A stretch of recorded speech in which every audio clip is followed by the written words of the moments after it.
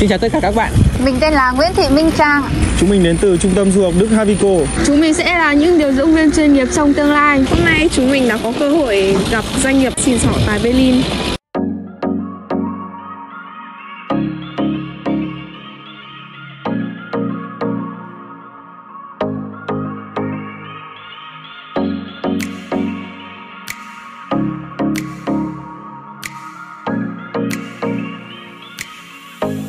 Người và chúng mình đến từ trung tâm Havico và hôm nay chúng mình sẽ đi tham quan doanh nghiệp, cùng đi với bọn mình nhé.